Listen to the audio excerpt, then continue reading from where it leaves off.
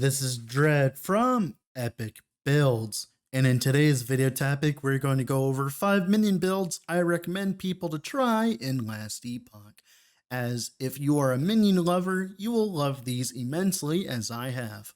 Some of these are easier to make than others, some requiring uniques to create, while others are completely budget friendly. So I will make sure to note which ones are cheap and which ones require more effort when I talk about them individually.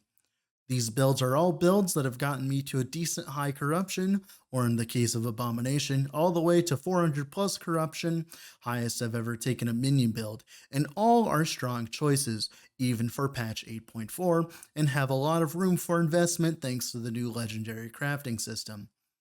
If you've been enjoying the steady flow of Last Epoch content of late, I'd suggest leaving a like on the video, as that's the best way to support the channel. So we're going to start off with the best feeling build out of these 5, the Forge Guard Weapon Summoner. So I also had this in the top 5 builds I recommend for new players for good reason. This build is insanely cheap to get started and only requires a few uniques later on in the game and don't really need it to start off with. This build is built around summoning weapons from Warpath, which will summon one every few seconds.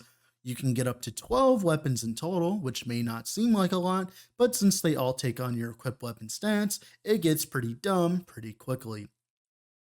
And sealed affixes have taken this to a whole new level. This combined with Void Cleave, a skill that was added last patch, allowing you to get up to 150 plus minion melee flat fire damage, it means you don't even need a good weapon to do damage, which makes this build much more budget friendly than other options. The sustain on this build is fantastic, as HP regen always is. We also use Manifest Armor, which is much like Animated Guardian from PoE, but you don't lose your entire investment if he accidentally dies. Not like as if Manifest Armor ever does die in Last Epoch. I have another build in this video that is more focused on Manifest Armor, so if you want to focus on him instead, stay tuned. The next build is going to be Necrotic Wolf Beastmaster. Now don't get me wrong, normal Wolf Beastmaster is just as strong, but the melee necrotic scaling given to you from the unique item, Yulia's Path, which is required before you play this build in my opinion. This combined with the ability to use dual soul harvesters, which scale your melee necrotic minion damage even further, as increased damage for minions is very hard to come by these days, and wolves barely ever die thanks to them having a large amount of increased HP regen, allowing them to tank most things in the game. One thing different with this build is you can no longer auto-cast Maelstrom, but we can cast 4 Maelstroms once every few seconds. So you will end up with more Maelstroms than before, meaning even more damage technically.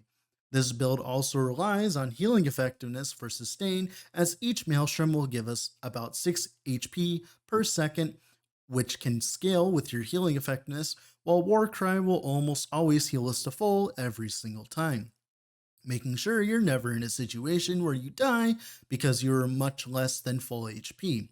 Definitely a build I would suggest for someone who wants to have a bunch of tanky minions and do a decent amount of damage.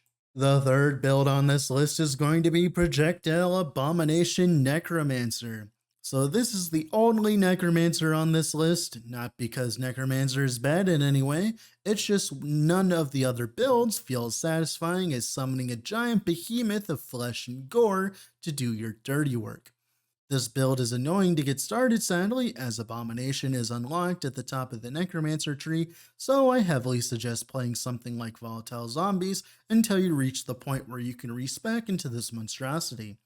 This build has had a few nerfs in the past, as the earlier version of this utilized the Soul Cleave that Abomination was first famous for, but the version is no longer feels good to play, so the Mage Projectile version is its replacement. And if you're hyped to do tier 4 dungeons but couldn't find a build to do it this patch, this is the build for you, as with a few changes this goes from Monolith Superstar to Boss Killing Maniac. Definitely a build you should check out if you like to have one big minion.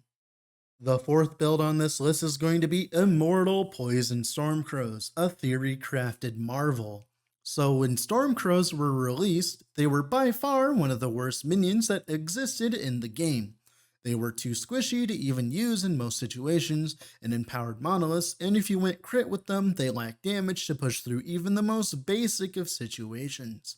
But the last patch introduced one of the craziest uniques so far, lethal concentration.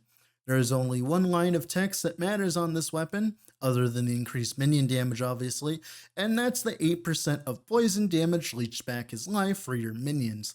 This is the sustained Stormcrows were missing and allows them to scale damage with Aspect of the Viper, one of the best buffs in the entire game.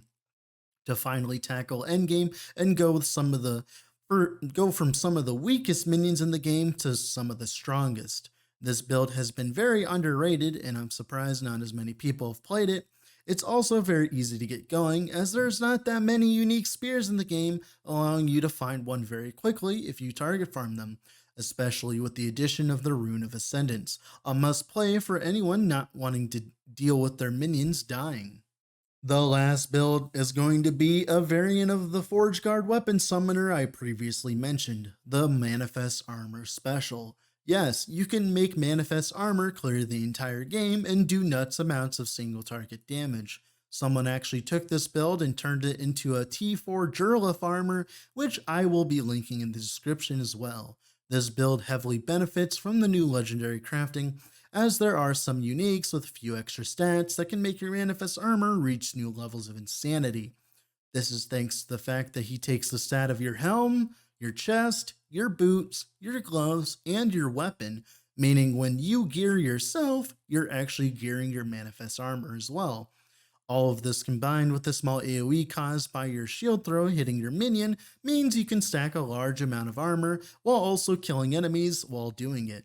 This is by far one of the most satisfying builds I've ever played, and I'm sure you'll love it too. And that's been all the builds I really recommend you guys to try if you like minions in Last Epoch. There are a lot of other choices as well, like for instance, the Squirrel Helm introduced a lot of new builds. There's a lot of other builds, but these are the ones I have personally played and I can personally recommend. And I hope you guys enjoyed the video. With all that being said, thank you all for watching. Have a wonderful rest of your day wherever you're at, and bye.